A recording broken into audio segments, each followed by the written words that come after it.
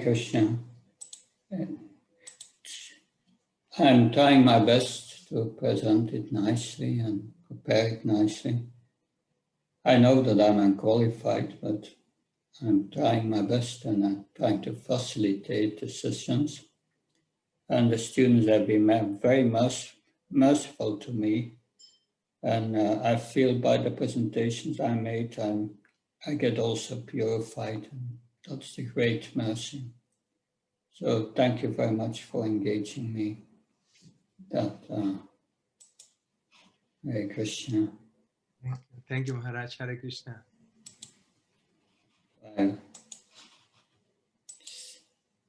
Setting up the sharing here. It's nearly done. Then we can start the class. Okay. There we are.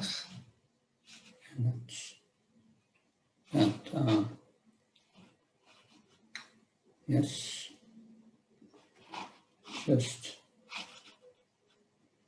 I have to get it shut that I see it shut. We are another. It doesn't appear. Yeah, there it is. Okay. Yeah, there.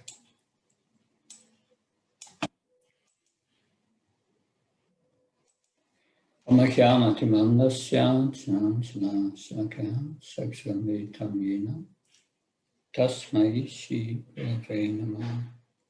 Namo Vishnupadaya Krishna Prasthaya Bhutale Srimate Bhaktivedanta Swami Iti Namini Namaste Saraswata Devi Gauravani Pacharani Nirvishesha Srinyavadi Paskachai Desatarani. So King Satyavrata was very amazed by this fish who kept on growing.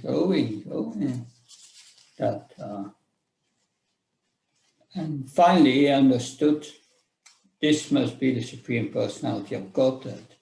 And he started to offer prayers. And in his last prayer he asked what's your mission? Why did you appear? And now, text 31, Sukadeva Goswami speaking. So, probably we will need a bit more than 1 hour to finish this chapter, and then we have some questions. So we will not have a pause. It will be a shorter session today.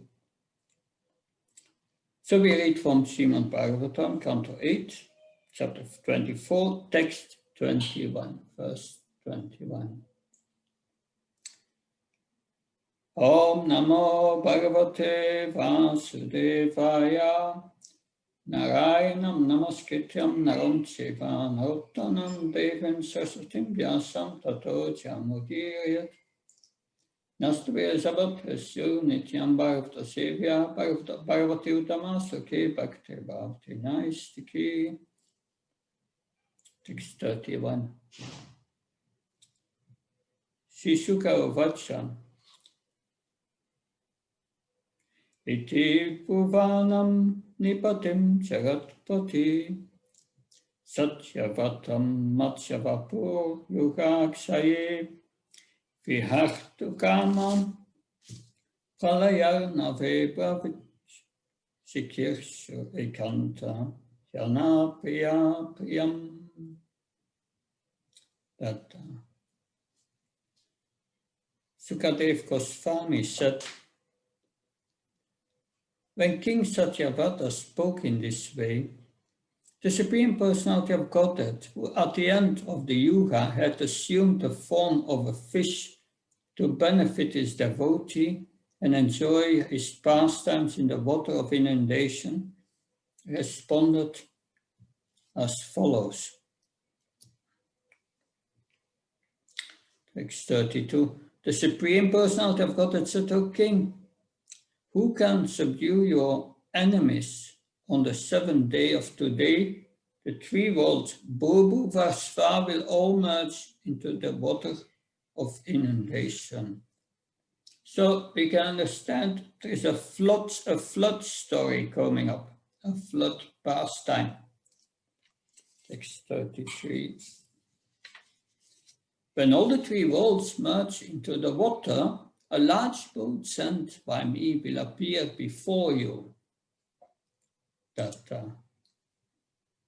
Thereafter, O king, you shall collect all types of herbs and seeds and load them on the great boat. Then, accompanied by the 7 rishis and surrounded by all kinds of living entities, you shall get aboard that boat, and without moroseness you shall easily travel with your companions on the ocean of inundation, the only illumination being the effulgence of the great rishis. Then, as the boat is tossed about, the powerful winds attach the vessel on my horn by means of the great serpent Vasuki, for I shall be present by your side.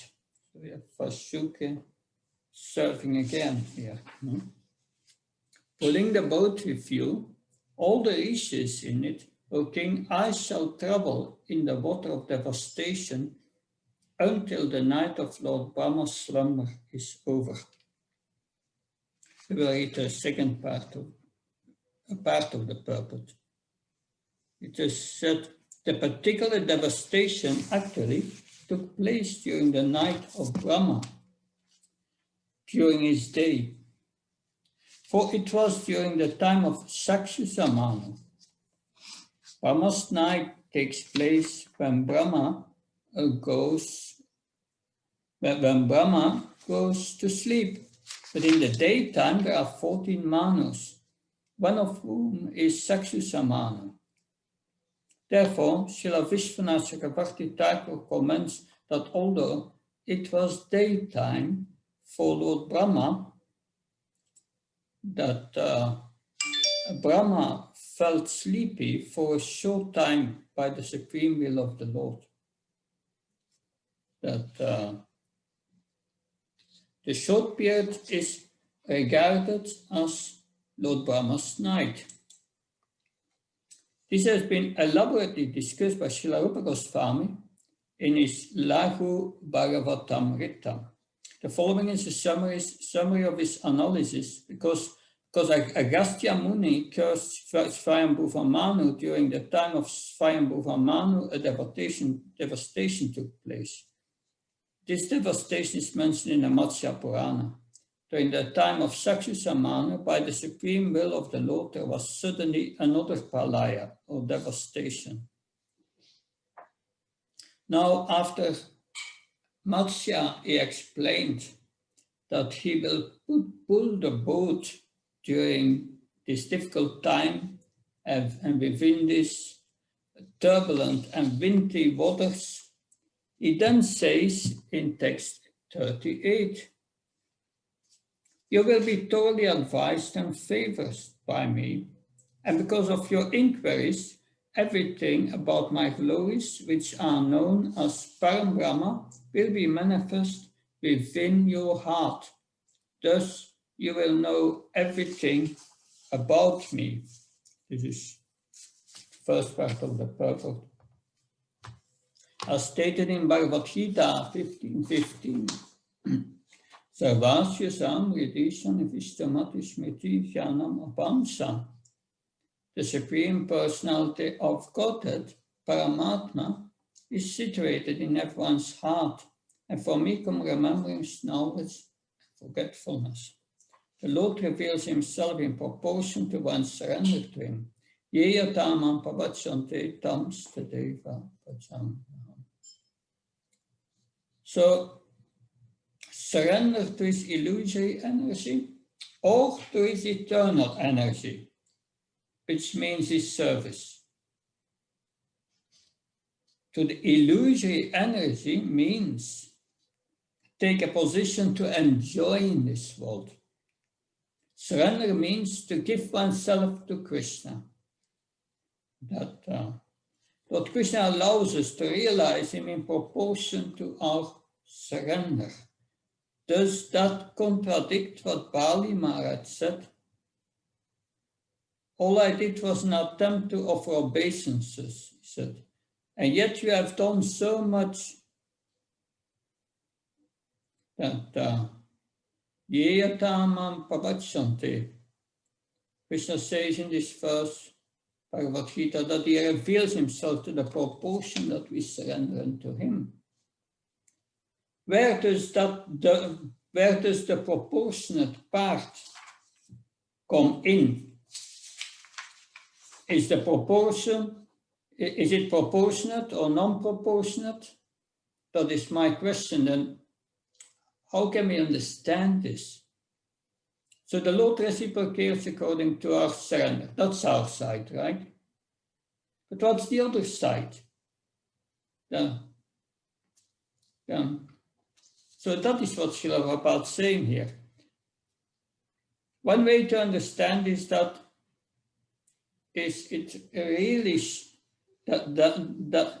one way to understand is that it's really shown in the story of Sudan Vipra. Sudan wanted to give something to Krishna, but he had nothing in his house. So what did he do? He begged some rice from someone else and ended up giving that to Krishna. But actually Krishna snatched it from him and took it. So no, Sudan wanted to ask Krishna for wealth, not because he wanted wealth. He was extremely poor, but he did not want wealth himself. But his wife was insisting. He said he was so poor. His wife said, just ask the Supreme Lord. We do not need to live like this. He went to Dwarka. On his wife's pushing, but he really wanted to see Krishna. That's why he wanted to go. Externally, his reason was that he wanted wealth, yes. But in fact, he never asked Krishna for any wealth. But Krishna took that chipped flat rice from him and ate one mouthful himself. But when they met the topic of wealth and asking for anything, never came up. The topic never came up. That when he was with Krishna, he didn't say anything. He didn't ask anything. Then Sudan went back to his place and he saw that everything had been transformed and that he was unlimitedly wealthy.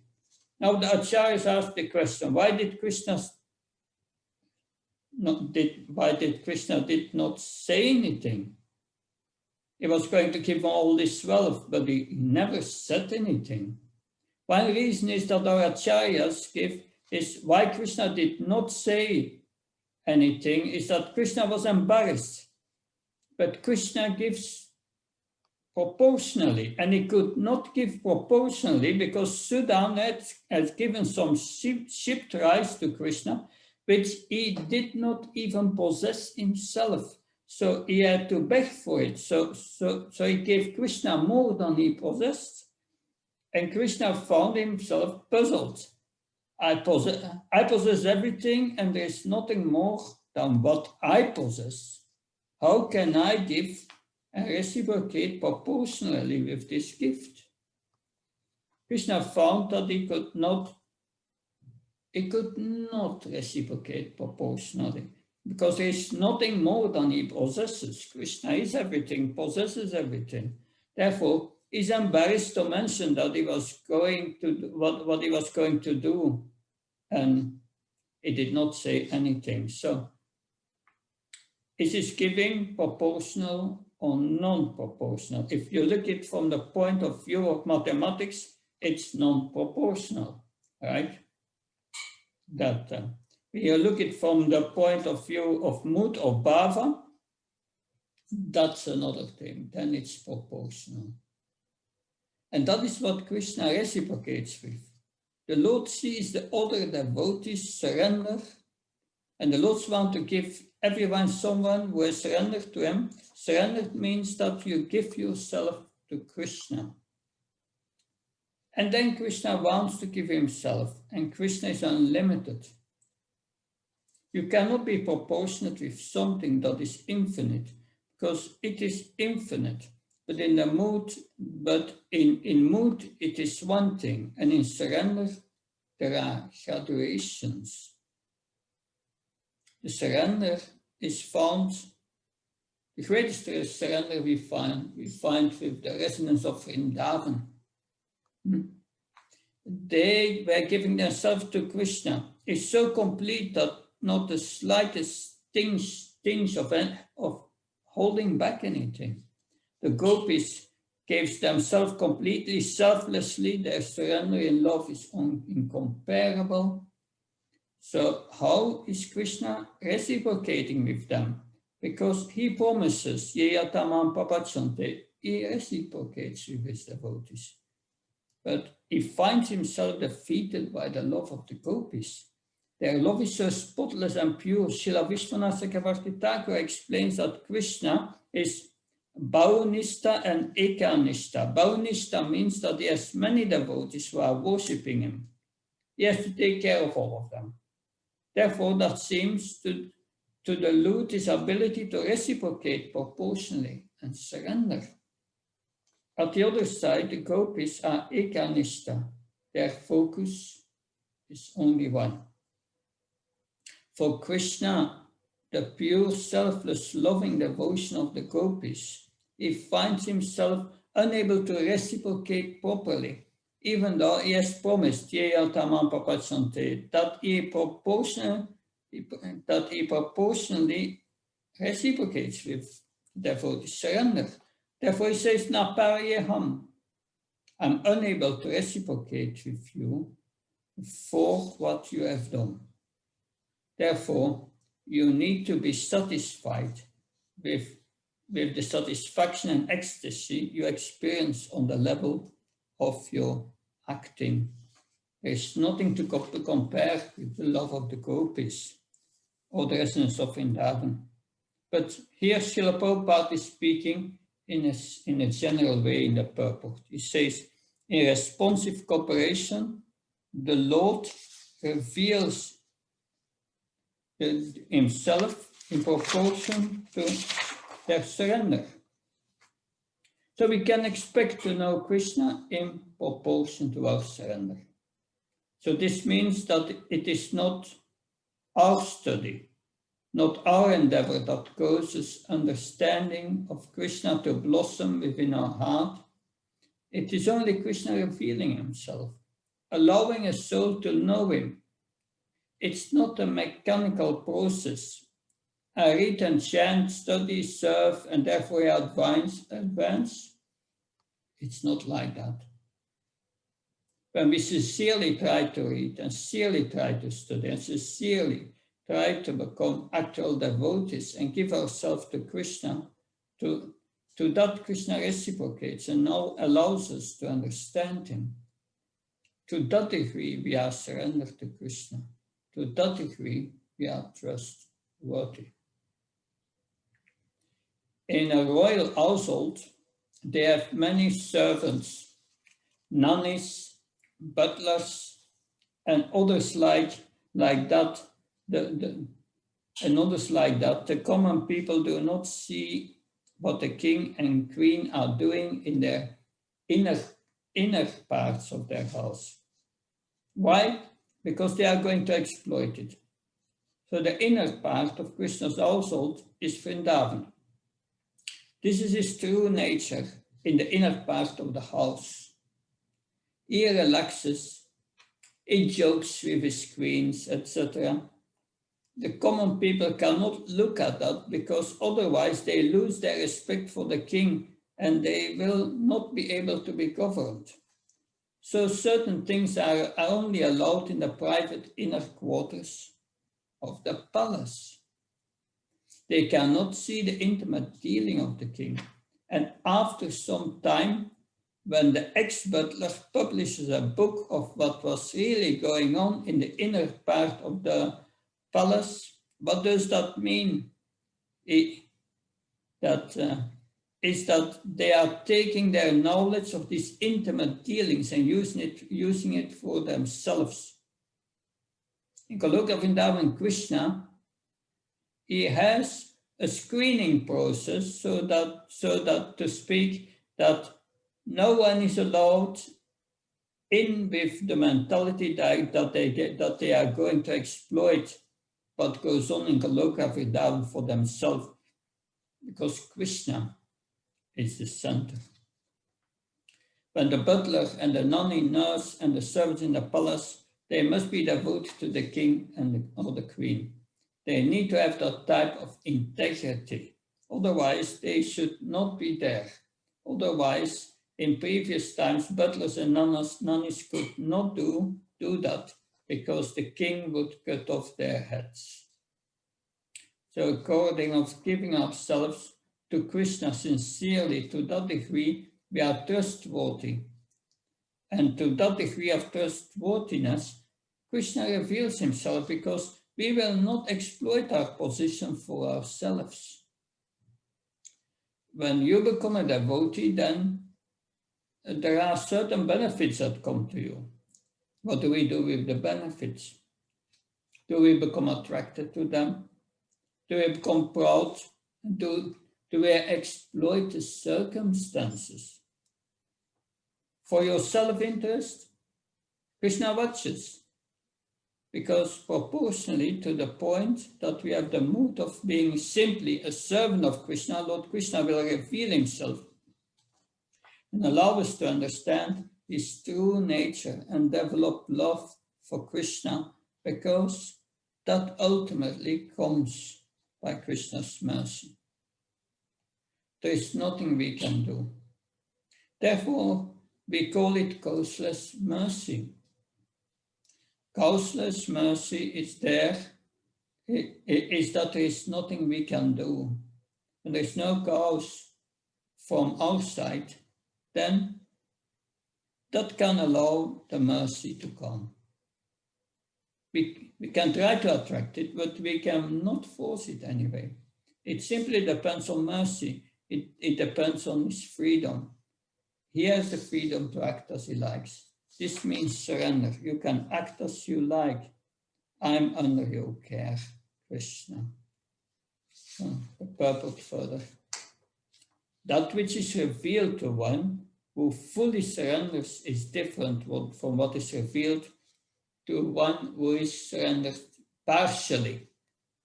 Full surrender, partial surrender. Everyone naturally surrenders to the Supreme Personality of Godhead, either directly or indirectly. The conditioned souls surrender to the laws of nature and material existence, but when one fully surrenders to Lord Krishna, the material nature does not act upon him. Such a fully surrendered soul is favored by the Supreme Personality of Godhead directly. Mahamivaye papachanti mayametam tarantite. When one is fully surrendered to the Lord, there's no fears of the modes of material nature, for everything is but an expansion of the Lord's glories. Sarva kalvidam Brahma. And these glories are clearly revealed and realized. The Lord is the supreme purifier. Param Brahma, Param Dharma, Pavitram, Paranam Bhavam.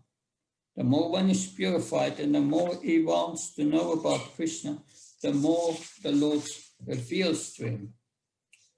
So this put weights on the sadhaka, on the practitioner, because we tend to lean back and say, why does Krishna do that?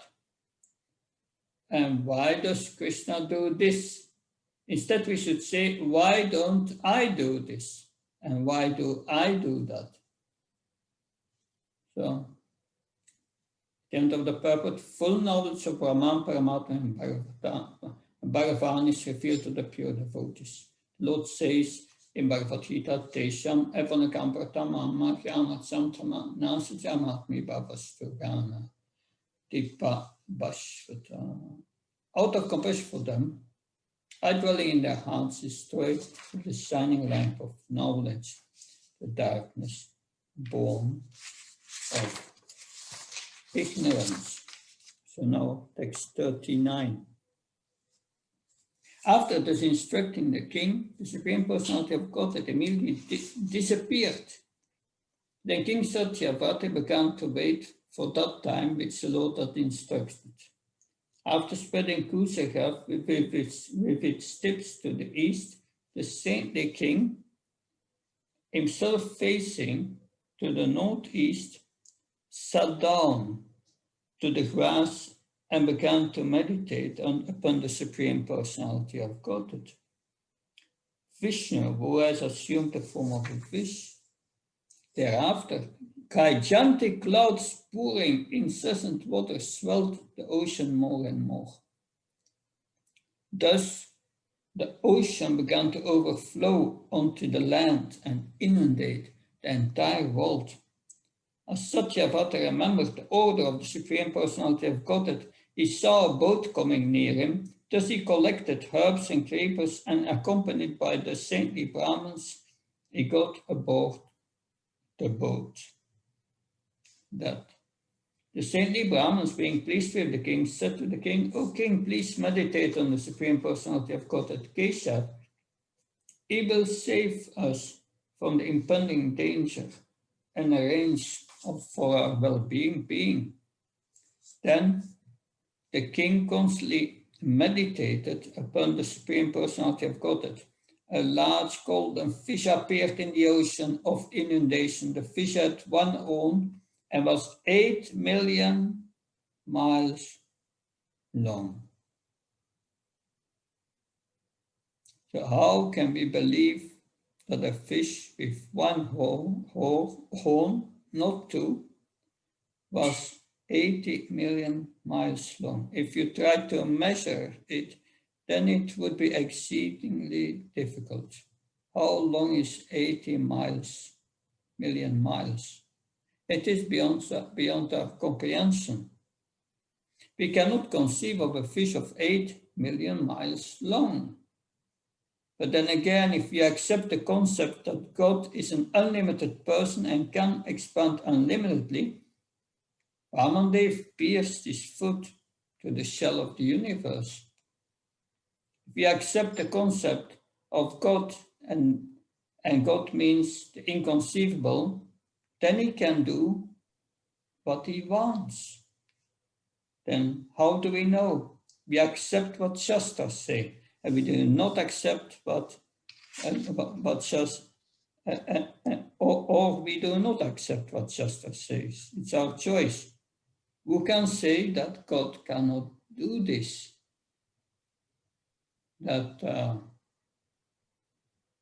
So, because by saying that you accept the existence of God, in that sense, it's a meaningless statement.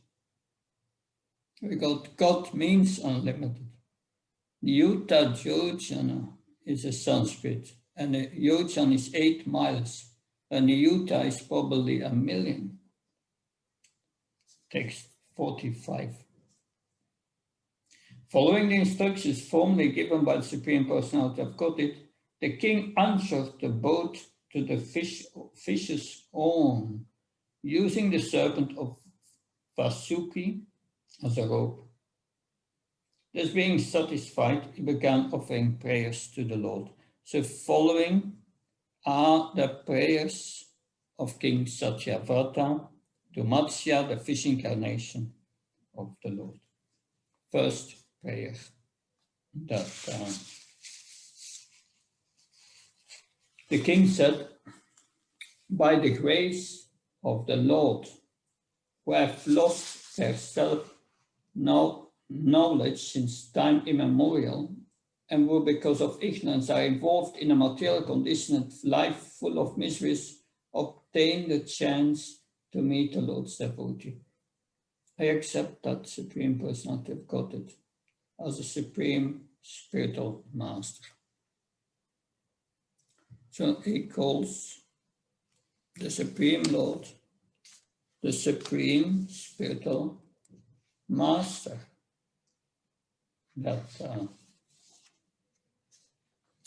So this is actually Krishna's true mercy upon a soul when he arranges or awards knowledge and instructions that will end some material life. And that Lord is accepting as his spiritual master. He is accepting the Lord as his spiritual master. That is what he's saying here.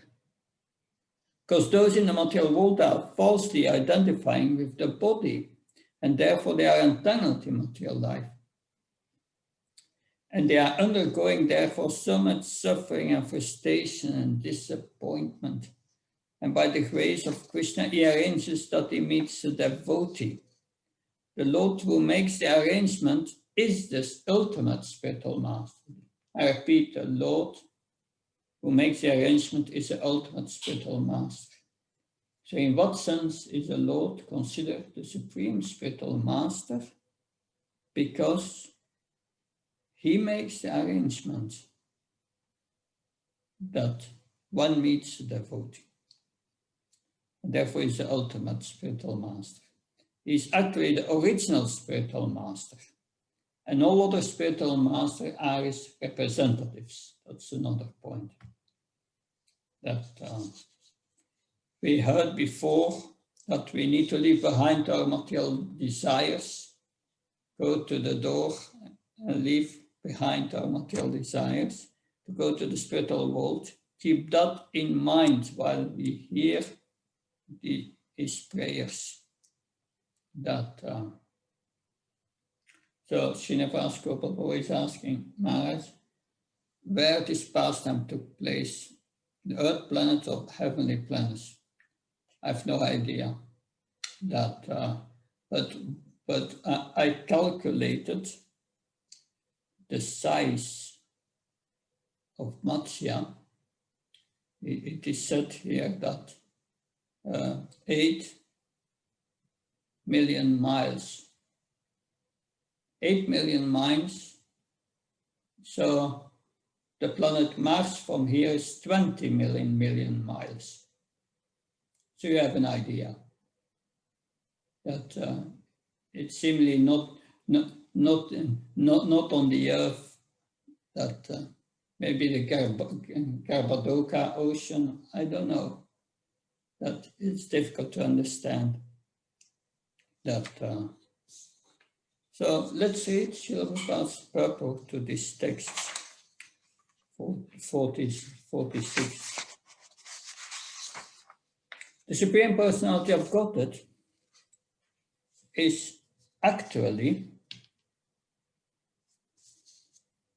the Supreme Spiritual Master. The Supreme Lord knows everything about the suffering of the conditioned souls, and therefore he appears in this material world that sometimes personally, sometimes by an incarnation, and sometimes by authorizing a living being to act on his behalf. In all cases, however, there is the original spiritual master who enlightens the conditioned souls who are suffering in the material world. The Lord is always busy helping the conditioned souls in many ways. Therefore, he is addressed here as Paramaguru, helping the conditioned souls in many ways. Is addressed as Paramaguru Bhavan, the representative of the Supreme Personality of Godhead, who acts to spread Krishna consciousness, is also guided by the Supreme Lord and acts properly in executing the Lord's order. I don't remember, this comes to my mind, but there are 3 kinds of pralaya,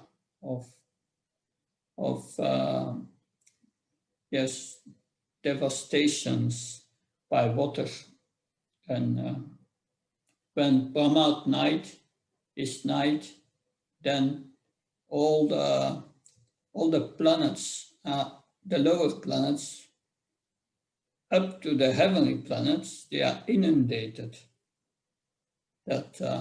So we have the Garbadoka Ocean, they are all inundated. And then when Brahma takes a slumber at noontime, that's a partial. But at the end of the day of Brahma, then everything is underwater. Only the highest planets, Janaloka, Pataloka, and so on, they are still free. And that, yeah. Anyway, this is in other parts of the Bhagavatam. But this was also a partial inundation. Back to the Supreme Lord as the Supreme Spiritual Master. The Spiritual Master is guided by the Lord and represents him. Like in the United Nations, one individual is the representative of a country. And even if he's voting yes, it's like the country is voting yes. Although he's an individual, but because he's empowered by the country, he has a responsibility to vote on behalf of the country. So the Spiritual Master is also guided by the Supreme Lord to act or to vote in a particular way, we can say.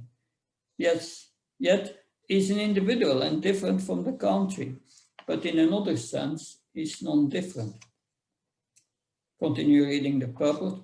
Such a person may appear to be an ordinary human being, but because he acts on behalf of the Supreme Personality of Godhead, the Supreme Spiritual Master is not to be neglected and as ordinary. It is therefore said, Acharya ma vichaniyat. An Acharya who acts on behalf of the Supreme Personality of Godhead should be understood to be as good as the Supreme Lord. Saksadarittvena samasta sastrir Guptastata bhavyata iva sapi Kinto prabhoya priyaiva tasyam Vande Garoshi Charanaravinam.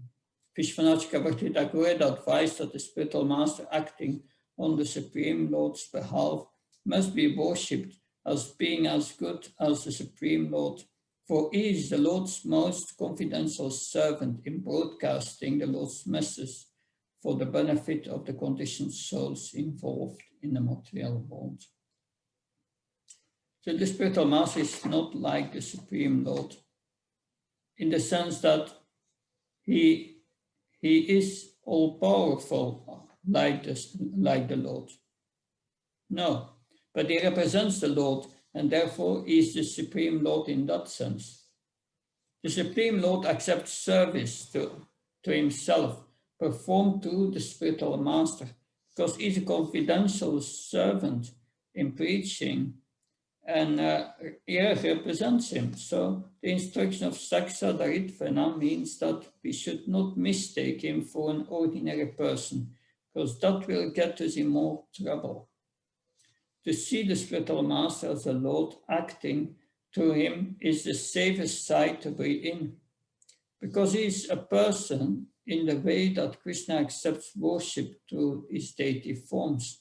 The deity is not different from the Lord, but yet they are made out of brass or stone. So they are brass or they are stone or they are God. Everyone knows that they are made out of brass, but to think they are only made out of brass, then one disrespect the spiritual energy that works through the material. And that material energy is for the Lord also a spiritual energy. From the prisoner's point of view, the prison and the hospital are different. But from the government's point of view, they are both departments maintained by the government. So from Krishna's point of view, from the spiritual point of view, the deity, the material energy is spiritual energy. It is his energy, so it is spiritual energy. The Spiritual Master carrying the Lord is carrying the Lord Kripa Shakti. Where, yes, he's a human, but if we see him just as a human, then we will never listen to him. And therefore we won't benefit from having a Spiritual Master. Instruction is to see him as Sakshadari, non-different from Hari. So the first verse of the prayer says that the conditioned souls who suffer in the material world and would transmigrate from one body to the next. By Krishna's grace, they get instructions how to get out. That now we're going to text 47. Text 47. That in hopes of becoming happy in the material world, the foolish conditioned soul performs fruitive activities that result only in suffering. But by rendering service to the Supreme Personality of Godhead, one becomes free from such false desires for happiness. May my Supreme Spiritual Master cut the knot of false desires from the core of my heart. So the attempt to get happiness in this material world, it's a dream. But the actual fulfillment never occurs. The first verse says that one in the material world can accept the Lord as his spiritual master or the Lord's representative and engages in devotional service. And this text says that because of serving Krishna, the tendency to enjoy separately from Krishna and fruitively is vanquished from the heart. It concerns desires for seeking happiness where there is no happiness, which means the mirage of the desert, of the material world where no water truly exists. So that is dissipated. This tendency to enjoy the material world as if the material world is meant for me. And it is such a hard habit to break. We know that we are insignificant.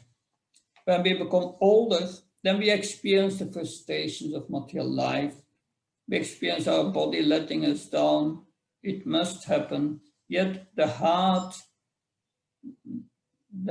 not representing the tendency to enjoy in the material world remains very firm. By service of the Lord, with devotion, that is removed, that heart knot. The heart knot of the tendency to enjoy is removed, dissipated. And we will read the third verse of the prayers, 48. One who wants to be free from material entanglement should take to the service of the Supreme Personality of Godhead and give up the contamination of ignorance involving pious and impious activities. This one regains his original identity just as a block of gold or silver sheds all dirt and becomes purified when treated with fire. May that inexhaustible Supreme Personality of Godhead become our spiritual master, for he is the original spiritual master of all other spiritual masters. So on the one hand, we need to walk through the gate and give up our self-centered desires, leave them behind. We need to give that up. And on the other hand, what we need to do is to serve the Lord. If we are not serving, then we are making an attempt to enjoy in the material world. Contamination of ignorance involves pious and impious activities. Good and bad are both self-centered.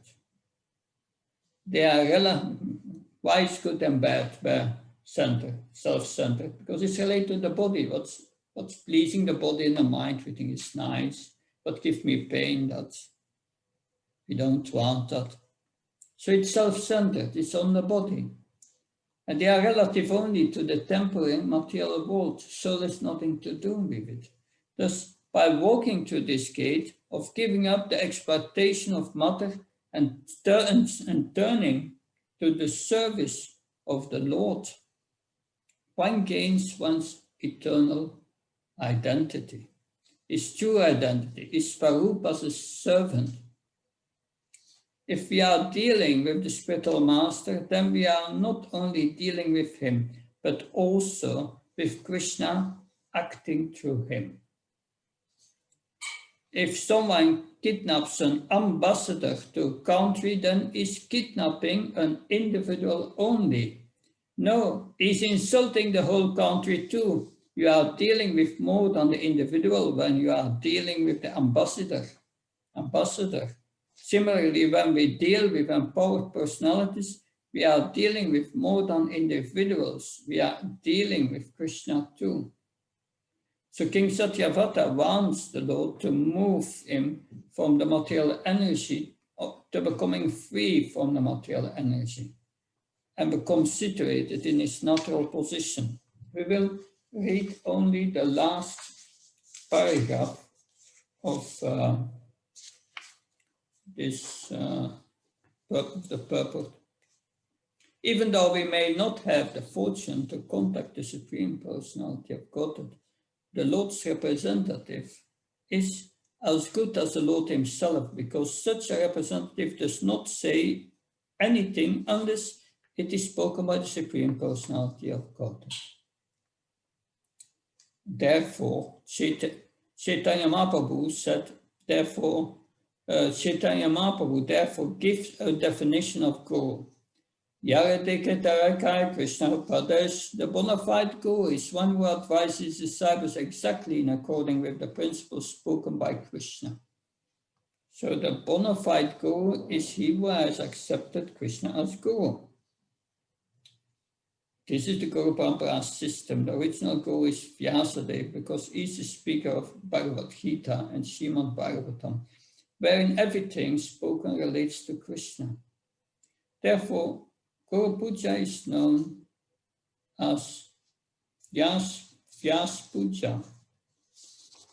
So, in the final analysis, the original Guru is Krishna. His disciple is Narada, whose disciple is Vyas, and in this way, we shortly come in touch with the Guru Parampara. One cannot become a Guru if it does not know what the Supreme Personality of Godhead, Krishna, or his incarnation wants. The mission of the Guru is the mission of the Supreme Personality of Godhead, to spread Krishna consciousness all over the world. So, Srila Prabhupada here points out that to serve the Guru means to serve Krishna. Because the Guru carries the desire of Krishna. He himself is engaged in serving Krishna, and he carries that. So he instructs the disciple in such a way that it pleases Krishna. The spiritual master learned this from the Guru and from Shastra. So I will read again only the first sentence of this verse 48. One who wants to be free from material entanglement should take to the service of the Supreme Personality of Godhead and give up the contamination of ignorance involving pious and impious activities. So it concerns the giving up of petty materialistic endeavors that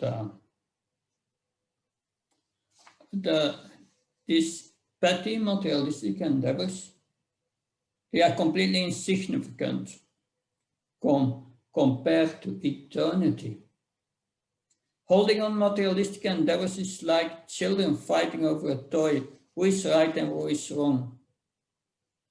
It is petty and insignificant, and we forget in due time, in due of time. In the purport, Srila Prabhupada explains how to serve the Lord through the spiritual master, who carries the desire of the Lord. What is the desire of Krishna? Is to preach the message of the Lord. So because everyone else, their acts of kindness have to do with the temporary body.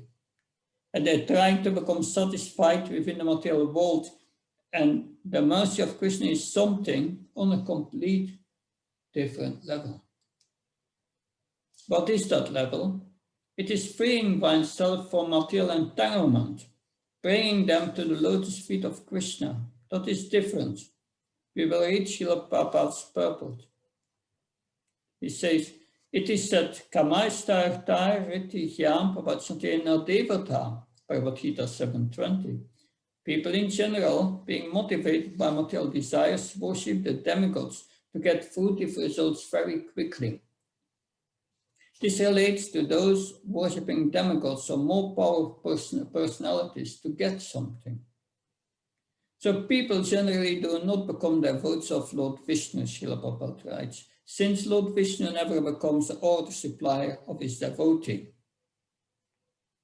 Lord Vishnu does not give a devotee benedictions that will create a further demand for benedictions. By worshipping the demigods, one may get results, but as described in Bhagavad Gita, Antavatufalamtivam tat bhavalt alpa medasam. It is done by people who are alpa medasam, people who have little intelligence. Whatever great benedictions one may achieve from the demigods are all temporary, because the demigods themselves are temporary. Their benedictions are also temporary and have no permanent value. Those who aspire for such benedictions have a poor fund of knowledge. Tat bhavatyalpa medasam. The benedictions of Lord Vishnu are different. By the mercy of Lord Vishnu, one can be completely freed from material contamination and go back home, back to Godhead. So devotee's desire is only to please the Lord. The Lord is in the center, and such religion is non-sectarian. That's actual religion. But people want to keep their contamination and still go back to Godhead. But we can't. Srila Prabhupada continues. Therefore, the benedictions offered by the demigods cannot compare even to 1/10,000th of the Lord's benediction. That how many temporaries does it take before it adds up to eternity? It's mathematics. You can multiply 0 by any kind of number and still get 0. That's the point. So Srila Prabhupada writes, one should therefore try to obtain benedictions. One should not therefore try to obtain benedictions from the demigods of false gurus. One should aspire only for the benediction offered by the Supreme Personality of Godhead, as the Lord and Bhagavad Gita says, and there we have the verse again, Sarvadaram Pichiyam, Mamkam Sampacham, Samsvara Prabhavyam, Mokshisham Matcha, abandon all varieties of religion and just surrender unto me. I shall deliver you from all sinful reactions, do not fear. So that is the greatest benediction. You will become mine, and I will become yours. What will compare to that? How many material experience do we have to go through before we understand that there is nothing in this world that will satisfy the soul? So Krishna says, do not fear, just surrender unto me, and I will take care of all your sinful reactions. The greatest benediction on the eternal platform is that we give ourselves to Krishna. That is what Satyavata is saying. He's criticizing here the material desires. One is trying to fulfill material desires either in a pious or an impious way by worshiping demigods or making an attempt to be satisfied in the material world. These ways are all condemned. Why are they all condemned? Because you cannot take them to the spiritual world. You cannot have both. You cannot put water on the fire and have it blazed at the same time. You cannot try to be materially satisfied and at the same time become a pure soul. The two are in opposition. So he's asking the Lord, the Supreme Spiritual Master, to cut his knot of his material desires by engaging him in devotional service, so that these material desires become vanquished and become insignificant. Therefore, for this purpose, to get this kind of benediction, full spiritual desire must take birth in the heart, and one must be engaged in spiritual activity with the desire to serve and to love Krishna. Now we will read text 50. That a blind man being unable to see, well, I'm not sure. Yes. A blind man being unable to see any other blind man as his leader. People do not know the goal of life, accept someone as a goal who is a rascal and a fool, but we are interested in self-realization. Therefore, we accept you, the Supreme Personality of Godhead, as our spiritual master, and you are able to see in all directions and are omniscient, like the sun. So here Satyavrata is saying, do not accept a blind man. What is happening? What is happening when you follow a blind man? Where do you end up when you follow a blind man? You fall into a ditch, or you walk in front of a truck. Anyway, you are in difficulty. So he's saying we don't want that. We don't want things for materialistic people. If they are materialistic, then they are by definition blind. So what doesn't the materialistic people see? His emphasis is on the temporary, and he does not see that his life is waning. And he does not see the Supreme Personality of Godhead. Their focus is of I want. And Satyavrata says that instead of accepting a blind person, we are accepting you as the spiritual master. The purport, first paragraph. The conditioned soul, being wrapped in ignorance, and therefore not knowing the goal of life, accept the guru who can juggle words and some display of magic that is wonderful to fool. Sometimes a foolish person accepts someone as guru because he can manufacture a small quantity of gold by mystic yogic power. Because such a disciple has a poor fund of knowledge, he cannot judge whether the manufacturer of gold is the criterion for a guru. Why should one not accept the Supreme Personality of Godhead Krishna, from whom unlimited numbers of gold mines come into being? So, Srila Prabhupada here is speaking about a particular guru. A guru who used to produce gold or vibhuti, ashes, some ashes. People would follow him, consider him as God. There's a big temple on the way to Mathura, which was being built during Prabhupada's time. This was built by a so-called guru, and his extra expertise was to tell in which way the stock market would go. Imagine how many followers he had. That is what people want. And he received so many donations. He was very popular and successful. He was a chain smoker, but materialistic people, where they go for shelter, and who amongst them would be interested in hearing the truth? They do not want to hear this, rather they want to hear that whatever they want, it's all right. But in one sense, we are even more foolish than the people who don't know any better. That is what Narottam Das Thakur says, because I don't truly devote myself to the Lord. I don't worship Krishna truly even if I know better. I drink the poison of materialistic activities, even if I know better. So who is most unfortunate? That's what Narottam Das Thakur is saying.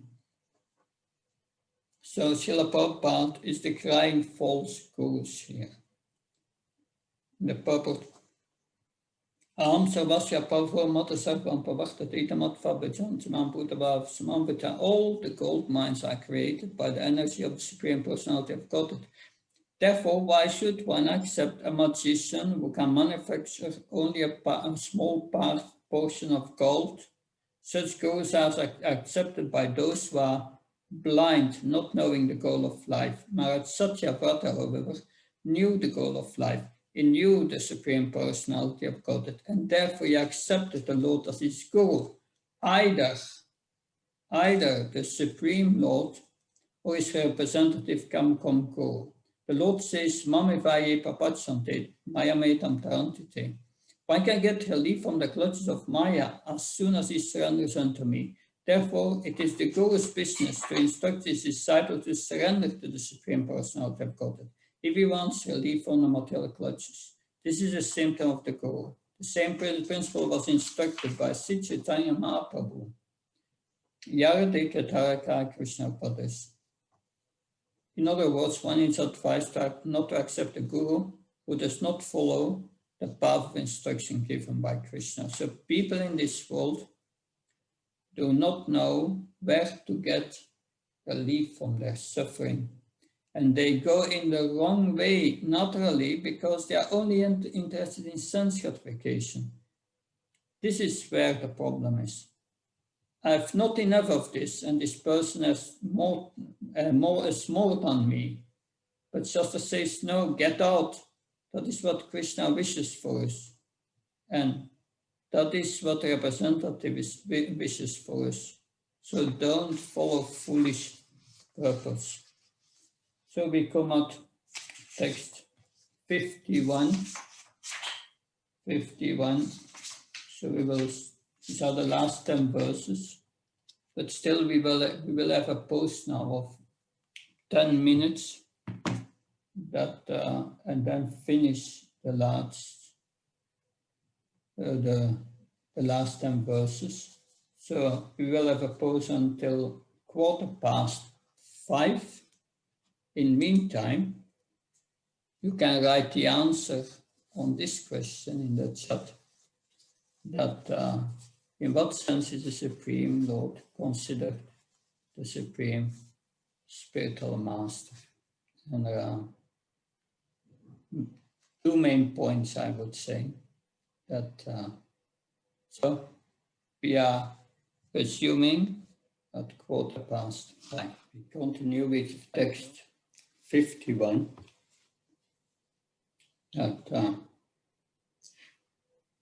A materialistic so-called guru instructs his materialistic disciples about economic development and sense gratification, and because of such instructions, the foolish disciples continue in the material existence of ignorance. But your Lordship gives knowledge that is eternal, and the intelligent person receiving such knowledge is quickly situated in his original constitutional position. So it's interesting if we think about the desires that we have, the desires we hold in our heart, and we wish to enjoy this material world, and that holds us back. Think of them in relation to Satyavrata's position. What is important? What is not important? Why is he seeing that what is important and not important? Because he's seeing that the whole universe becoming devastated. In our own lives, we see many devastations. Devastation of friends, of dear family members, our grandfathers, But we tend to forget all those if we move up in the line. But Satyavrata has seen everything devastated. There's a sense of uselessness because everything in the material world must come to an end. We go to the funeral of someone and we feel renounced, but then we forget everything. But that is Krishna warning us. Death is coming, and we should not forget the purport of 51. So-called gurus instruct their disciples for the sake of material profit. Some guru advises that one meditate in such a way that his intelligence will increase in regard to keeping his body fit for sense gratification. Another guru advises that sex is the ultimate goal of life and that one should therefore engage in sex to the best of his ability. These are the instructions of foolish gurus. In other words, because of the instructions of a foolish guru, one remains perpetually in the material existence and suffers its tribulations. But if one is intelligent enough to take instructions from the Supreme Personality of Godhead as enunciated in Bhagavad Gita or the Sankhya philosophy of Kapila Dev, one can very soon attain liberation and be situated in his original position of spiritual life. The words Nityam Padama is significant. The living entity, being part and parcel of the Supreme Personality of Godhead, has the birthright to a position in Vaikuntha Loka or the spiritual world where there is no anxiety. Therefore, one should follow the instructions of the Supreme Personality of Godhead. Then, as stated in Bhagavad Gita, checked for the Ampunarjanma Naitamamita Sarana, after giving up one's body, one will return home back to Godhead.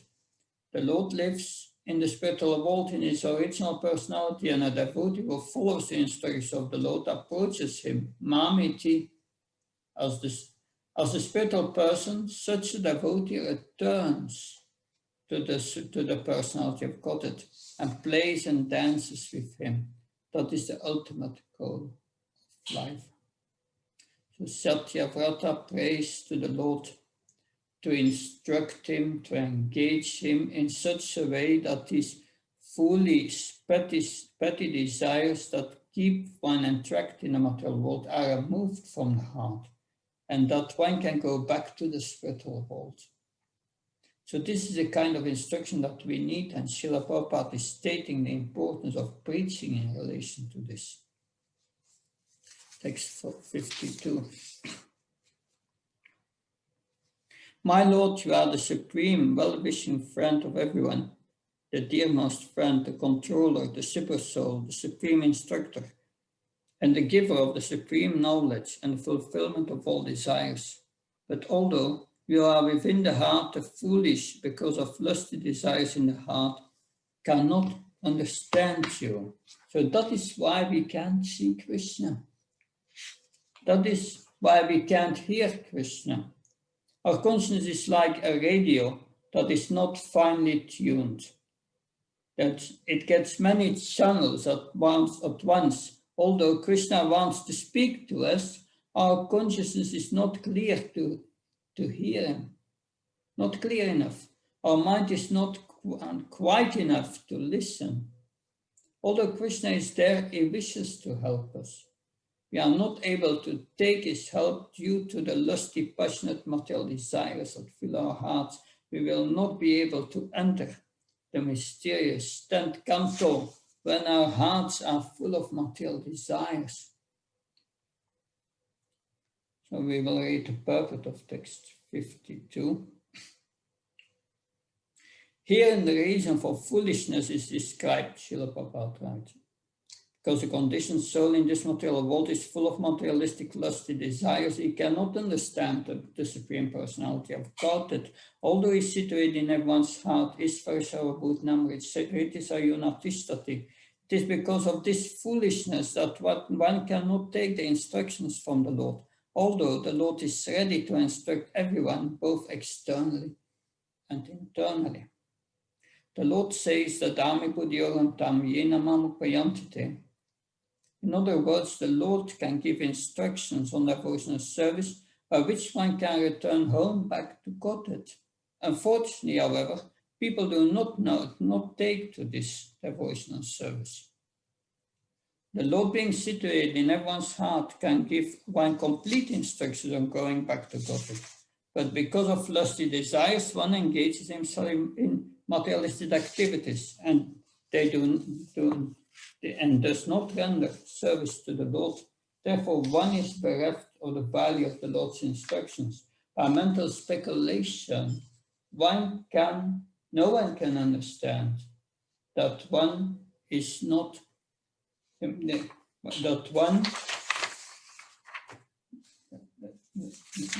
one is not a body but a spirit soul, unless one engages in devotional service. The real purpose of life is never fulfilled. So, by the power of one's intelligence, one can understand, yes, I'm not the body, but the real purpose of life is awakening our relationship with Krishna.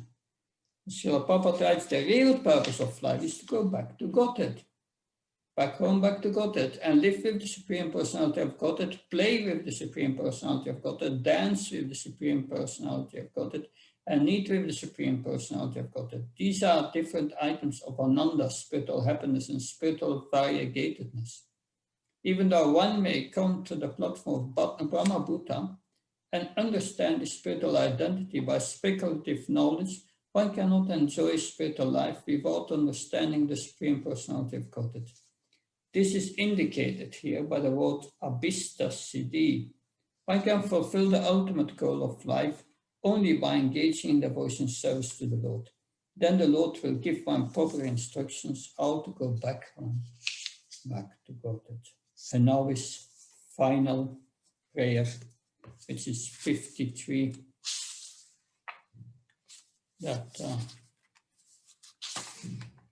O Supreme Lord, for self-realization I surrender unto you, who are worshipped by the demigods as a supreme controller of everything. By your instructions exposing life's purpose, kindly cut the knot from the core of my heart and let me know the destination of my life. He says, please remove these clouds from my consciousness and give me instructions, transcendental knowledge, so that I can surrender unto you. So that's the process of self-realization. Srila Prabhupada writes in the purport that sometimes it is argued that people do not know who is the spiritual master, and that finding a spiritual master from whom to get enlightenment in regard to the destination of life is very difficult. To answer all these questions, King Satyavata shows us the way to accept the Supreme Personality of Godhead as the real spiritual master. The Supreme Lord has given full directions in Bhagavad Gita how to deal with everything in this material world and how to return home back to Godhead. Therefore, one should not be misled by so-called gurus who are rascals and fools. Rather, one should directly see the Supreme Personality of Godhead as the guru or instructor. It is difficult, however, to understand Bhagavad Gita without the help of the guru. Therefore, the guru appears in the Parampara system in Bhagavad Gita. The Supreme Personality of Godhead said, Tat Vinapanapalsana Pariprasana Sevya Upading Satite Jnanam Jnaninas Tat Vadakshana. Just try to learn the truth by approaching a spiritual master, inquire for him submissively and render service unto him. The self-realized soul can impart knowledge unto you because he has seen the truth. Lord Krishna directly instructs Arjuna. Arjuna is therefore Tatvadaksha, or Guru. Arjuna accepted the Supreme Personality of Godhead. Param Brahma, Param Dhamma, Pavitam, Paramam, Pavam. Similarly, following in the footsteps of Sri Arjuna, who is a personal devotee of the Lord, one should accept the supremacy of Lord Krishna, as supported by Vyas, Deval, Asita, Narada, and later by the Acharyas as Ramanujacharya, Madhvacharya, Nimbarka, and Vishnu Swami, and still later by the greatest Acharya, Sri Chaitanya Mahaprabhu. Where then is a difficulty in finding a guru. If one is sincere, he can find the guru and learn everything. One should take lessons from the guru and find out the goal of life. Maharaj Satyavata therefore shows that the way of the Majjan, Majjana Yena Gata Sapanta, one should surrender to the Supreme Personality of Godhead and learn from him about the spiritual world and the goal of life. So surrender unto the Lord is non-different than surrender to his representative. And now we have Sukadev Goswami again speaking. Sukadev Goswami continued. When Satyavata has thus prayed to the Supreme Personality of Godhead, who had assumed the form of a fish, the Lord, while moving in the water of inundation, explained to him the absolute truth. The Personality of Godhead thus explained to King Satyavata the spiritual science known as Sankhya Yoga, the science by which one distinguishes between matter and spirit, in other words, Bhakti Yoga, along with the instructions contained in the Puranas, the old histories and the Samhitas. The Lord explained himself in all this literature while sitting in the boat. King Satyavata, accompanied by the greatly saintly persons, listened to the instructions of the Supreme Personality of Godhead with regard to self-realization. These instructions were from the eternal Vedic literature, Brahma. Thus the king and sages had no doubt about the absolute truth. At the end of the last inundation, during the period of Swayambhuva Manu, the Supreme Personality of Godhead killed the demon Ayashiva and delivered all the Vedic literature to Lord Brahma. When Lord Brahma awakened from sleeping, King Satyavata was illumined with all Vedic knowledge by the mercy of Lord Vishnu. And in this period, he has taken birth as Vaishvasvata Manu, the son of the sun god. So this story concerning the king of Satyavata and the fish incarnation of the Supreme Personality of Godhead Vishnu is a great transcendental narration. Anyone who hears it is delivered from the reactions of sinful life. One who narrates this description of the Matsya incarnation and King Satyavata will certainly have all his ambitions fulfilled and will undoubtedly return home back to Godhead. So this is the Shruti vow of hearing of this. I hope you have heard attentively. And that, so it is not only those who are hearing that benefit, that also those who speak it. Well, yeah. Text 61. This, I offer my respectful obeisance unto the Supreme Personality of Godhead, who pretended to be a gigantic fish, who restored the Vedic literature to Lord Brahma, when Lord Brahma awakened from sleep, and who explained the essence of Vedic literature to King Satyavata and the great saintly persons. So it is interesting how Srila Prabhupada in the purport speaks about teaching and preaching. On the two benedictions, what do you get when you hear the past, and what do you get when you speak it?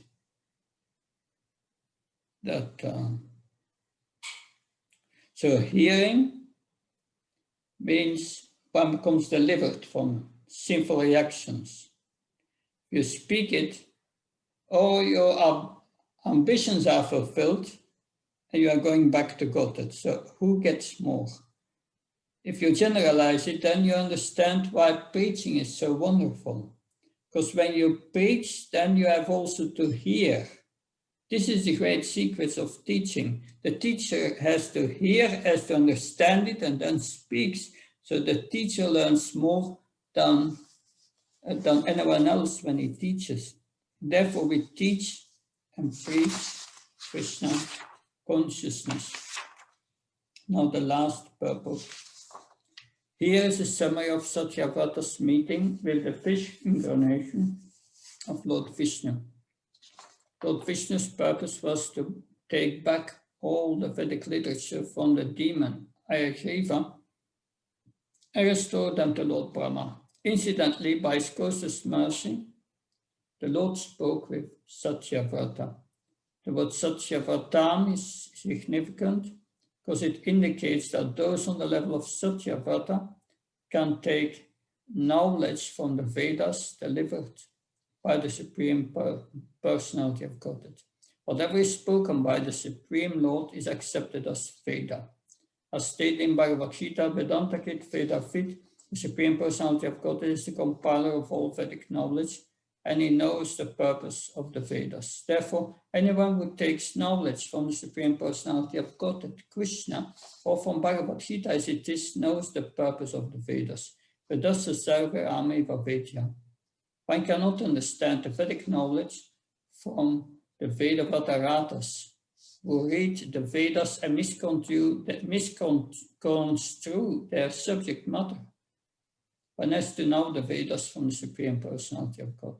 Thus ends the Bhaktivedanta province, the 8th canto, 24th chapter of the Srimad Bhagavatam, entitled Matsya, the Lord's fish incarnation. This commentation had been finished in our New Delhi center today, the 1st of September 1976, the day of Radhastami, by the grace of the Supreme Personality of Godhead and the Acharyas. So it's not by our own strength, but by their grace. So, Srila Narottam Das Thakur says, Tandera Sarana Seva Bhakta Sanivas, Janmane Hoy Aya Bilas. I'm attempting to present Srimad Bhagavatam in the English language by the order of my spiritual master, Srimad Bhaktivedanta Saraswati Thakur. So Srila Prabhupada places himself as a disciple and a servant. And by his grace, the work of translation is currently progressing, and the European and American devotees who have joined the Krishna consciousness movement are helping me considerably. Thus, we have expectation of finishing the great task before my passing away. All glories to Sri Guru and Sri Gauranga. This was September 1976. And we know that Srila Prabhupada passed away in November 1977. And he translated and commented until the end of the 13th chapter of the 10th canto. We have our plans and desires, but it's Krishna who desires what happens. So now, yeah. So I want to go over this question, which I put on the screen again. In what sense is the Lord considered the Supreme Spiritual Master? That just because my chat disappeared, that I will stop the sharing. Okay. So this is an important question. And I want to go over your answer and discuss them with you. So Anand Kaur Sundar says, this is because he is the original person who gives knowledge of bhakti to all other spiritual masters. So that's one aspect. Krishna is the beginning of the Guru Parampara, and all knowledge comes from him to all other spiritual masters who do not change it. That's one aspect, but there are a few more points. Mother Shalangni writes, the Supreme Lord either comes himself or sends his representative to come to act as a spiritual master to reclaim us, to go back to him. So he is the Supreme Spiritual Master. So, and that's an important point. So all knowledge comes from Krishna, but he arranges that we meet a representative. And that we so that we can become instructed. Krishna is making that arrangement. In that sense, he's also the original spiritual master. So that's another way, and there are more ways we will see. Then we have Yugalaparita, Mother Yugalaparita, Yugalapriti, yeah, sorry. The supersoul functions like a Chaitya guru within the heart. Now, that is an important point, that we hear the instructions of the spiritual master, we please him and so on, but it's only when Krishna sees that we are pleasing the spiritual master, then he's pleased. And then he says, then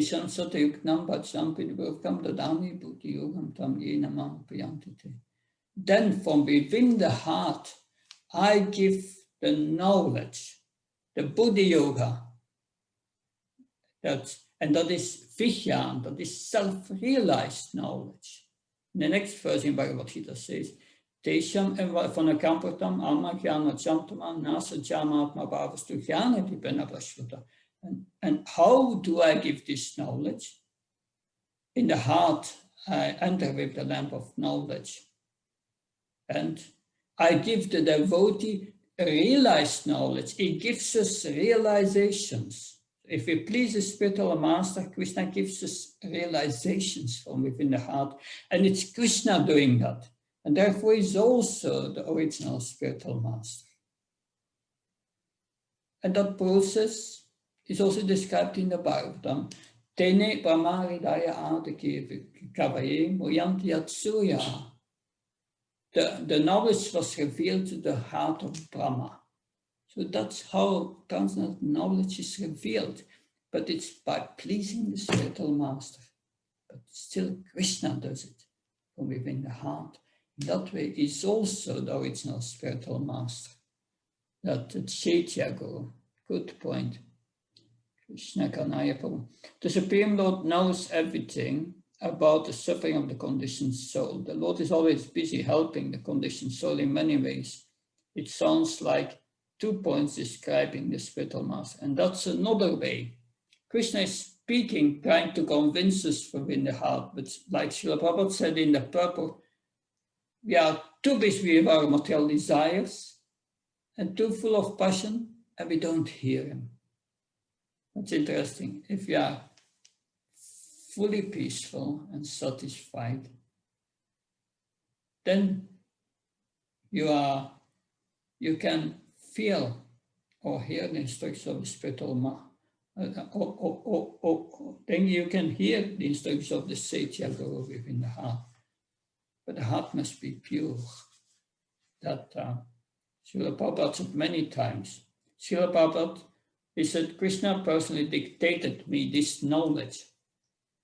That's interesting. Mother Anangamini, the Lord is considered the supreme spiritual master as he knows everything about the suffering of the conditioned soul, so he comes by incarnation or authorized person to act on his behalf and enlightens the conditioned soul. So he sent his incarnations, he sent his representative. That one is also the spiritual master. Maharaj Prabhu. He is the original spiritual master who enlightens the conditioned souls who are suffering in the material world. He senses the Lord's devotees, the spiritual master. Yes, that we already heard. Mother Emma Gopi, he knows about the suffering of the conditioned souls and enlightens the souls who are suffering in the material world. He's always helping the conditioned souls in many ways. Yes, that I think we have heard practically all the points that, yes, there's all the same points. I think we got the main points. Any other questions?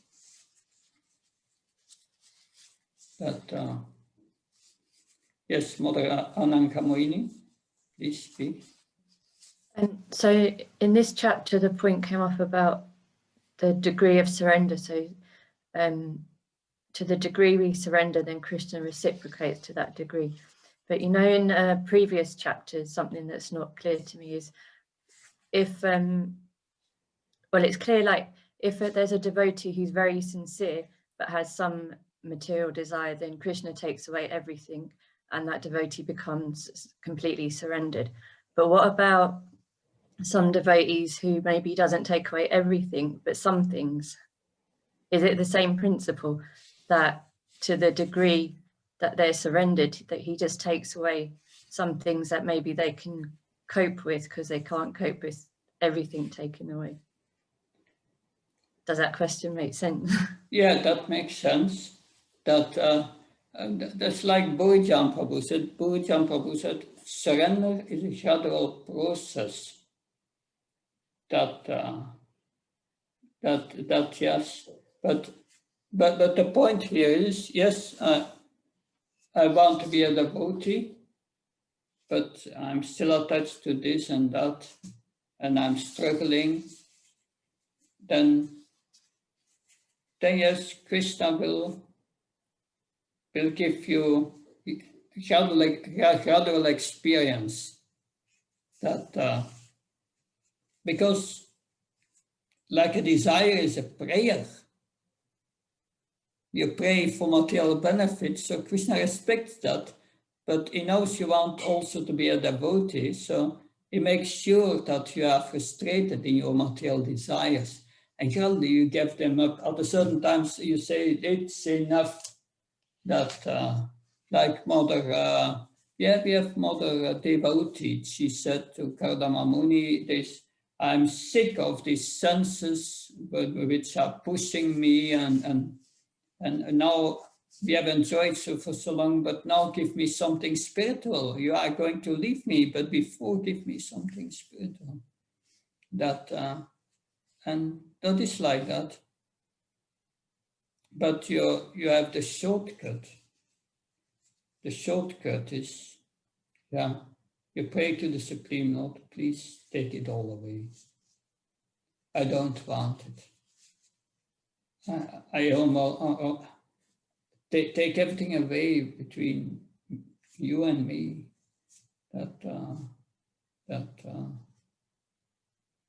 Yes. And Krishna does that if we pray for it.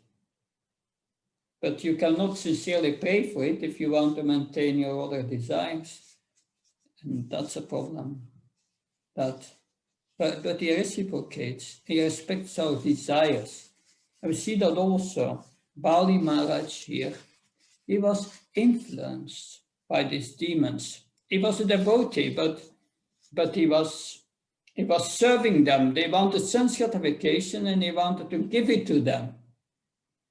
And the Lord is also like that. If you want sense gratification, okay, you first get your sense gratification, but I will make sure you will become frustrated that you give it up. So this gradual or the shortcut that yes. Krishna says, Akama Sarvakama Moksakama Udarate Trivena Bhaktivedanta Charita Purushampam. So they are full of material desires. No material desires or your desire liberation. It doesn't matter. You perform devotional service with great power. And you will become purified. But yes, but sometimes the devotee struggles so hard. He wants to make spiritual advancement, but he's entrapped in Maya again and again by his desires. And then by Krishna's mercy, sometimes he takes everything away. So there is a point of having material desires and not wanting them. That's what I want to say. And you are too weak, you cannot give them up. So there are two ways that you perform your devotional service and see what happens, and Krishna will allow you to fulfill your material desires, but it will give you frustration, and that's a slow path. Or we have the courage to say, Krishna, conduct the operation now. I'm fed up with it. And then you have this prayer, Namaste Narasingaya, Namaste Asya Vipava Vatsanaka Vatsadamska Masyam Randaya Radaya Kamogasa Abhyam Abhyam Ubhistyam Ksham Swaha. Yeah, anyway, there's a prayer of Prahlad Maharaj. The Lord Nrsimhadev says, you have these sharp nails, conduct now the operation, go into my heart and take it all away. But it remains, it requires courage. But we should not be discouraged because we don't have yet this courage. Krishna will take care of us. Just engage in full devotion service, and he will make all required arrangements. So that's what I could say, Mother Anangamoini. Is that okay? Yes, thank you, Maharaj. And also one more point. So say in the instant when someone's fully surrendered and Krishna takes away everything and they stay fully surrendered. But what about, is there also an instant, like say he takes away everything, but it's to teach the devotee a lesson because they might still not be fully surrendered? Yes, that's possible. That's that conversation between what's his name? Got the name of the devotee and Srila Prabhupada about will Krishna test us? And Srila Prabhupada said yes. And will the test always go on, become bigger and bigger and bigger? And Srila Prabhupada said no. Once you pass the test, you pass the test. So the question is, did we pass the test? Krishna sees in our heart. He takes everything away, and then we suffer. We suffer like anything, but we suffer to never suffer again. But that suffering will burn up your desires. It's every devotee is different in that sense.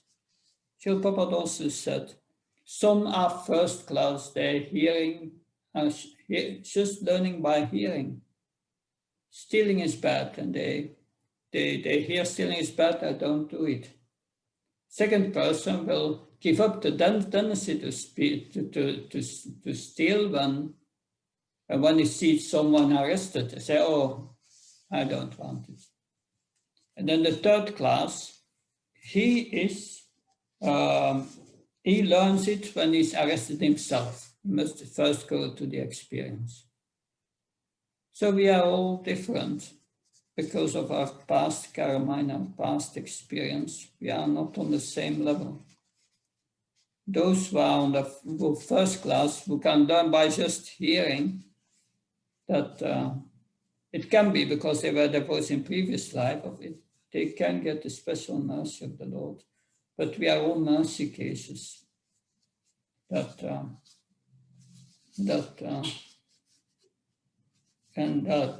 is, yes, praying for mercy to the Supreme Lord. That I'm also trying to do that.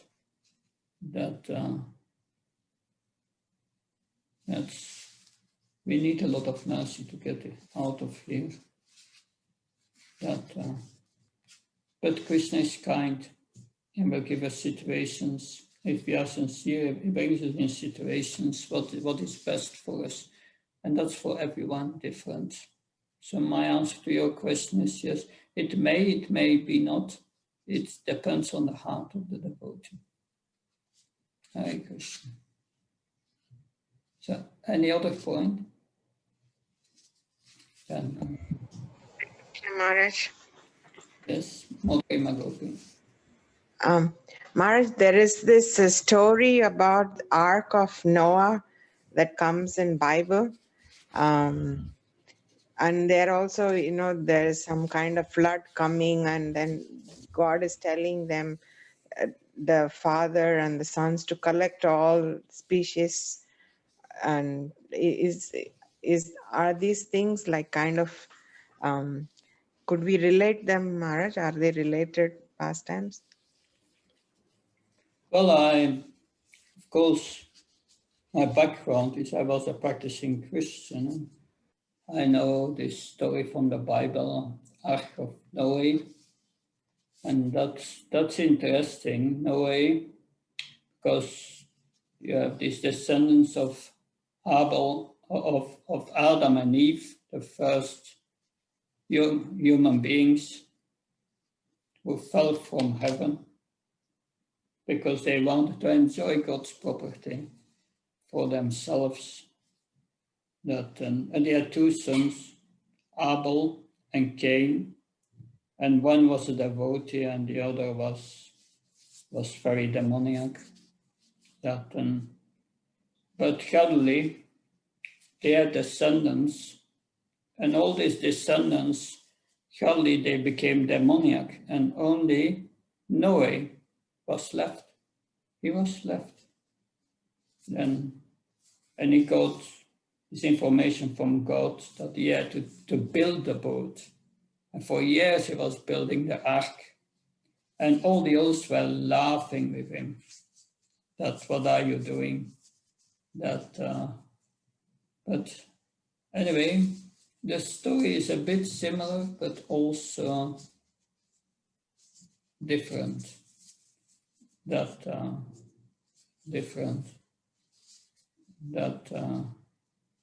there are certain similarities, yes. But like it's explained here in the Bhagavatam, there were 12 Matsya incarnations, I think, in different times. So that's a story that happens regularly. And to what extent that is related, I don't know. But here it said the 7 sages were there. They came from their planets that to be with him. He collected the herbs and so on. But it's a very similar story. That shows a bit that the Supreme Lord is showing sending his representatives and all these stories, all these histories, just to help us. But unfortunately, the whole Bible is not gone to the Guru Parampara, and that's a problem.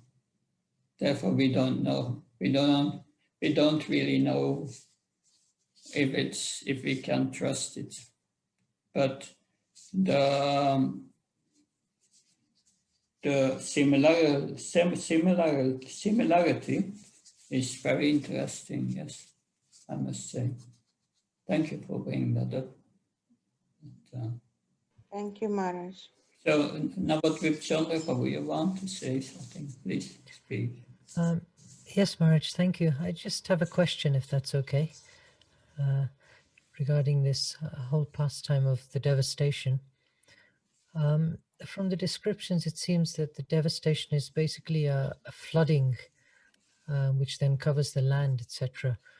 So is this localized to one planet, or is this happening simultaneously on? No, there are different kinds of devastation. There are four kinds in the Bhagavatam. There is the devastation that takes place when Lord Brahma his day is ending and is going to sleep. Then all the planets inundate, and just also the heavenly planets. Only you have Tapaloka, Janaloka, Maraloka, and which is Satyaloka. They remain above and some of the lower planets go to the higher planets. That's interesting, and they stay there during the night. So that's the first kind, during the night of Brahma. The second kind of devastation is when at noontime, when Lord Brahma takes a nap after lunch. That's a partial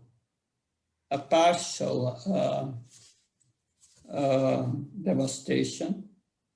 And then you have another devastation that takes place, of course, when the universe is devastated completely at the end of Brahma's life. That's another one. But it is said you are also occasional floods of devastations between the yugas. That's also there. So you have a lot of them. But I remember we discussed in the Bhaktivedanta course more than 10 years ago four kinds, and I think I mentioned these 4 kinds here, and they have each a name: the Nirmita, Pralaya, or the, anyway, you can do further research and you will find that. But that's what I can say about that. That's what my poor memory brings up with, comes up with. Does that help to understand? Yes. Although I'm still wondering about the effects in different places.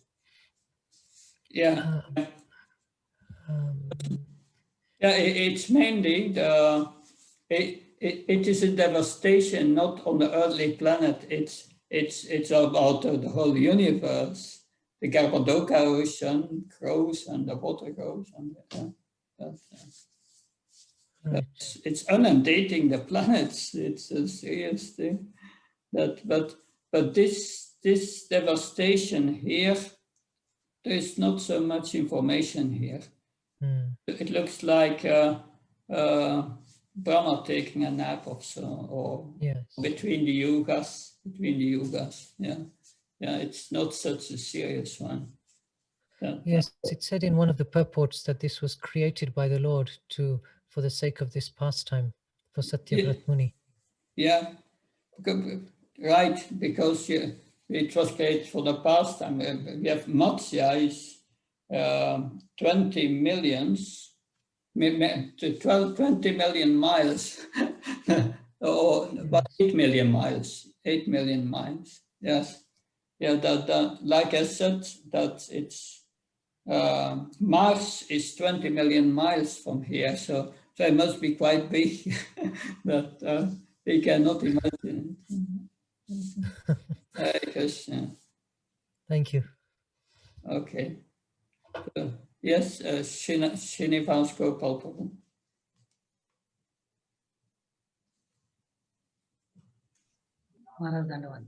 Maharaj, this Satyavrata was a pure devotee. And again he appeared in this yuga, in this present as Manu. He is like a Nitya Siddha, or how he came back again when he went back to the spiritual world again? I don't know, but pure devotees does not mean in the spiritual world. Lord Krishna is as his eternal associates, and many of his eternal associates come to the material world to help Krishna, but they are in spiritual consciousness. They are always blissful. They are not conditioned, and these are Nitya Siddhis, like you said. That and there are many of them. These Nitya Siddhi devotees, and for them, that's Narayana Parasave now. Yeah, this is spoken to by Lord Shiva to Parvati after she had cursed Chitraketu. And he said, for a devotee, whether in heaven or in hell, it doesn't matter. Always in blissful Krishna consciousness. And also Prahlad Maharaj, he says the same thing. He says to Nrsimhadev, I'm not afraid of Maya because I'm always in blissful Krishna consciousness. But I feel for those who are trying to enjoy Maya Sukha. So he's a Nityasiddhi, a pure devotee. He's a Kripa-siddhi. He got the mercy for Narada Muni. And that's what we need. And when we are in pure Krishna consciousness, whether we are in the material world or the spiritual world, it doesn't matter. It doesn't matter. So that is something what we have to learn. Our purpose is not going back to Godhead. Our purpose is to become a pure servant of Krishna. And Krishna, whatever you want, that's fine with me. And that's what surrender means. Of course, Krishna will bring us back to Godhead. But that's the mentality of a pure devotee. That he does not have that desire to go back to Godhead. He has a desire to serve the Lord in whatever circumstances. Does that help, Srinivas Gopal? Yes, Maharaj, then we should also desire that I will not go back to Godhead, I'll be here and I'll serve. No, but we should desire just to serve Krishna. And if Krishna is willing, he will bring us back to Godhead. But the first thing is serving. It's not a bad desire to go back to Godhead, but it should not be one's first desire. First desire is whatever you want, Krishna, and that's surrender. Hare Krishna. Thank you, Maharaj. Thank you, Maharaj. Good. So,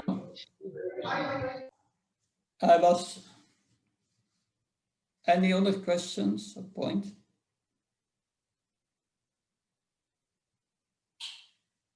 So I was very happy to be with you and go to this course.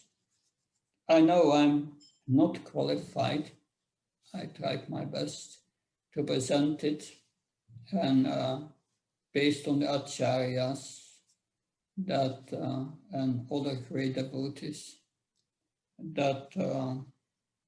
so we need all mercy to advance, and I hope Krishna gave us all some mercy, and I pray that he gives all mercy to you, and while giving the mercy to you, that he gives also some mercy to me. So I pray for, please forgive my offenses, all my mistakes. I'm just a little sincerity to please and serve you. Thank you very much. Hare Krishna. Jai Srila Prabhupada. Hare Bol. Thank you, Maharaj. Thank you so much, Maharaj. Hare Krishna. Thank you, Maharaj. Thank you, Hare Maharaj. Bol. Jai. Hare Krishna. Hare Krishna. Thank you, Maharaj. Thank you very much. Jai.